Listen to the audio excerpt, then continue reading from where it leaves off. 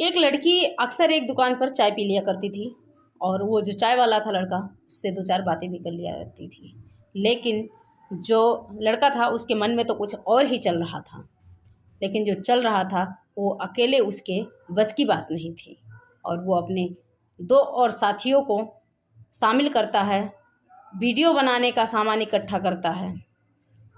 एक दिन लड़की को गाड़ी में बैठाता है और बैठाने के बाद उसके मन में जो होता है वो करता है और अपने साथियों से भी, जो दो दोस्त और थे, उनसे भी करवाता है।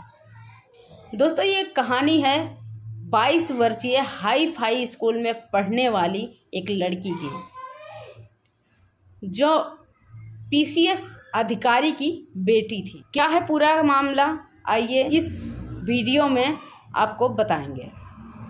नमस्कार, आदाब, सत श्री अकाल। मैं सुधा तिवारी आपके साथ, आप देख रहे हैं क्राइम अटैक न्यूज।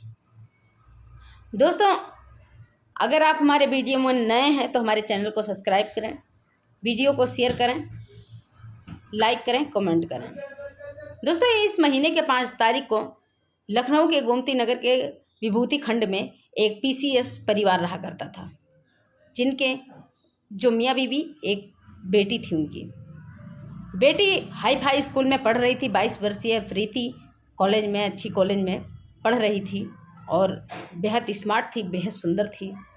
वो किसी मानसिक तनाव की वजह से लखनऊ के किंग जोग मनोचिकित्सक हॉस्पिटल में अपना रूटीन चेकअप कराने गई थी, क्योंकि उसका किसी कारणवश मानसिक तनाव का इलाज चल रहा था। जब वो वहाँ जाती है तो वहाँ रोज़ चाय पीती थी। गई हॉस्पिटल, जब गई चेकअप कराने तो डॉक्टर को थोड़ी लेट था, तो वहाँ से आके वहीं पास में एक चाय वाला था, उससे जब भी जाती थी तो चाय पी। जो लड़का था उसका नाम था सत्यम मिश्रा। सत्यम मिश्रा चाय बना के देता है, जिसे देखता है वो पहचानता था। कह रहा, आओ मैडम चाय पियो।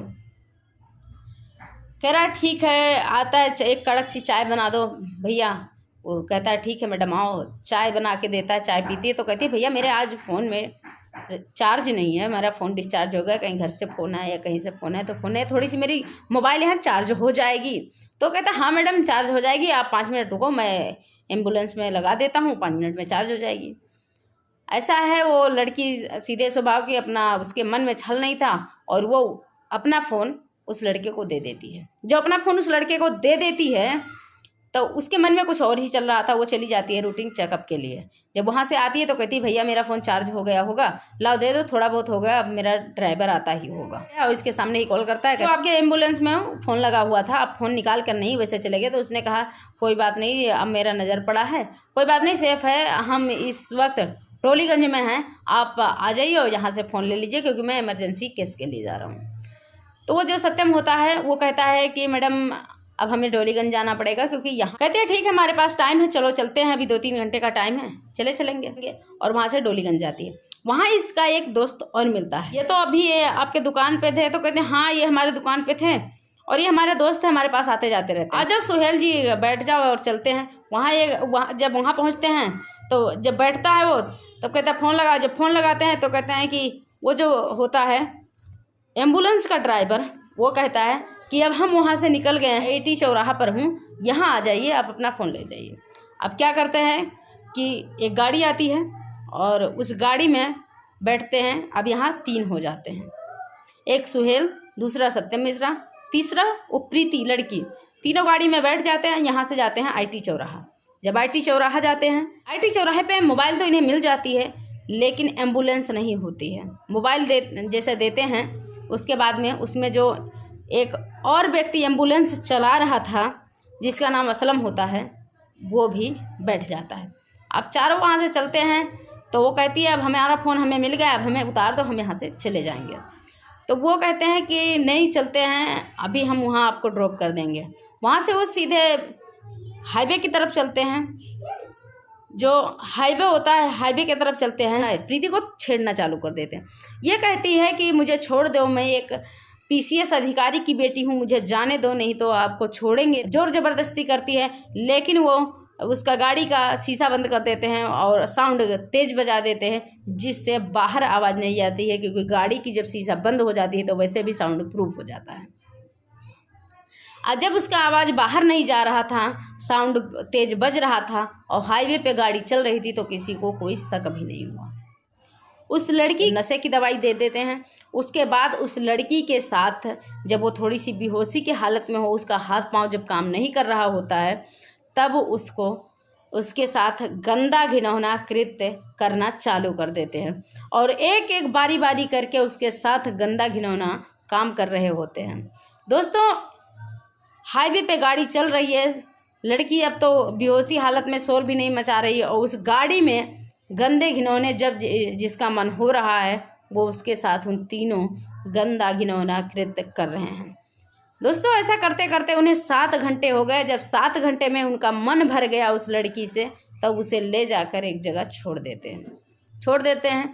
वो वहाँ जब उतरती है तो अपने फ्रेंड को कॉल करती है, अपने फ्रेंड के घर जाती है और रात में वहीं रहती है। अपने जो दोस्त होती है उससे सारी बातें बताती है और कहती है अगर जो हम अपनी माता पिता को कोई बात बताएंगे तो वो सदमे में आ जाएंगे, उन्हें बहुत दुख होगा। इस बात को सोचकर जो वो लड़की होती है वो अपने माता पिता को नहीं बताती है। अगले दिन घर जाती है और वह गुमसुम रहने लगती है। लेकिन वो इतना दर्द सहकर कब तक गुमसुम रह सकती थी। उसके तीसरे दिन अपनी माँ को उसकी माँ बार बार पूछती थी, बेटी क्या तुम्हारे साथ कुछ ज़्यादा घटना घटित हुआ है? क्या हुआ है जो तुम गुमसुम रह रही हो? कुछ तो बताओ। लेकिन बेटी कह देती थी कि कुछ नहीं हुआ है, क्योंकि जो वो लड़के थे वो इसका जो गंदा घिनौना काम कर रहे थे वो इसकी वीडियो भी बनाते थे, जिस वजह से वो लड़की सोचती थी कि हमारी वीडियो कहीं ये सब लीक ना कर दें, और इस वजह से वो चुप थी। लेकिन वो ये दर्द कब तक बर्दाश्त करती और वो अपने माँ से कहती है, माँ मेरे साथ जो हॉस्पिटल में जहाँ हम चाय पीते जाते थे इलाज कराने, वो जो लड़का था वो और 2 उसके दोस्त और मिल के हमारे साथ गंदा घिनौना 7 घंटे से कृत्य किए हैं और मुझे ऐसे ऐसे हाल में छोड़। जब उसकी माँ ये बात सुनती है तो अपने उसके पिता से बोलती है लड़की के, और उसका माता पिता उसे थाने लेकर जाते हैं और थाने में उसकी FIR दर्ज होती है और लड़की को हॉस्पिटल में एडमिट करवाया जाता है, चेकअप होता है और उस जो आरोपी थे पुलिस ने इस मामला को गंभीरता से लेते हुए इस पर जांच जारी किया और जल्द से जल्द उन्हें गिरफ्तार कर लिया। उन तीनों को गिरफ्तार कर जेल भेज दिया। दोस्तों, इस कहानी को बताना, इस कहानी को सुनाना हमारा किसी के दिल को ठेस पहुंचाना नहीं है। हमारा सिर्फ यही मकसद है कि आप जहां भी रहें सुरक्षित रहें, सेफ रहें। मैं सुधा तिवारी आपके साथ, आप देख रहे थे क्राइम अटैक न्यूज़। फिर मिलते हैं अगली वीडियो में, तब तक के लिए धन्यवाद।